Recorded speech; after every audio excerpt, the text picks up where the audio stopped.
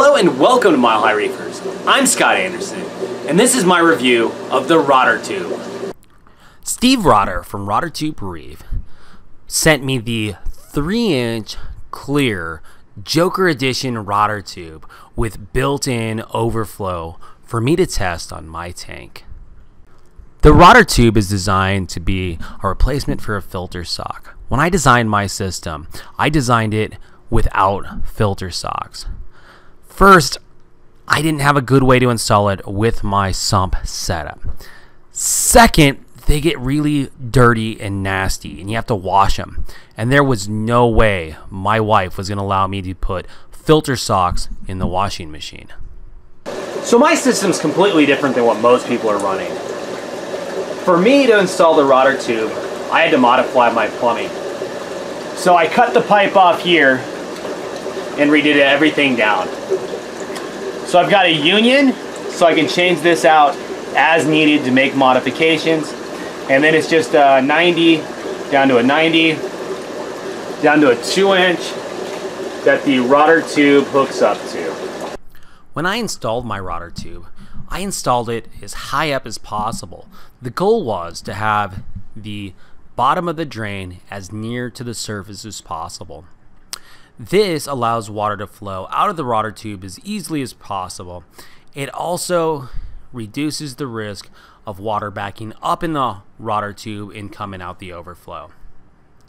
To test the overflow, I thought I'd just stick my hand over the bottom of the Rotter Tube and let the water come up. Well, that wasn't actually enough to overflow the Rotter Tube. Mine's the 3-inch. It's really big. And I couldn't stop it up. So I ended up having to put a plastic bag in the bottom of my Rotter Tube. This is also a good test of the overflow. When you get a Rotter Tube, it's important that you test your overflow to make sure that in the worst case scenario that your Rotter Tube backs up, that you are failed safe. And as you can see, my overflow more than handles the flow going through my tank. Every few days, you're going to have to clean your Rotter Tube. So all you have to do is remove it and change or clean the media. Changing the media on the Rotter Tube is super easy. Just unscrew the bottom, remove the filter pads,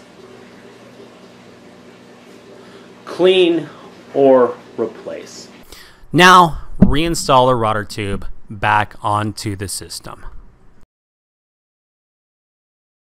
It's been about 2 weeks that I've been running my Rotter Tube, and I gotta say, I am really happy with it. It's been catching a lot of debris. When I modified my system, I cut into the PVC, which created lots of little tiny specks of PVC. Now, I thought I did a pretty good job of cleaning all that out. But the Rotter Tube caught a whole bunch of pieces that I missed, which is really cool because that's stuff that would have been in my system that ended up not going in my system. It's also been really cool having the clear Rotter Tube. I highly recommend the clear one. It's great to be able to look inside at the media and see how dirty it is. It's also really cool that it has the built-in overflow. Now, the way mine's set up, it's working great. Steve says that depending on how you set it up, you may have to modify the overflow, which he sells the kit for, to ensure that water does not come out that overflow. The Rotter Tube is going to become a permanent fixture on my tank. If you're interested in a Rotter Tube, go to rottertube.com and order one.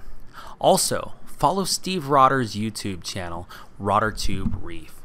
And if you haven't checked out Reef Talk, the Reef Talk show between myself, Scott Anderson, and Steve Rotter, check that out. It comes out every Sunday on my channel, Mile High Reefers, and Steve's channel, Rotter Tube Reef. If you liked this video, please hit the like button. And if you want to see more of my 210-gallon tank with basement sump, please subscribe. Thanks for watching this episode of Mile High Reefers, and I'll see you on the next one.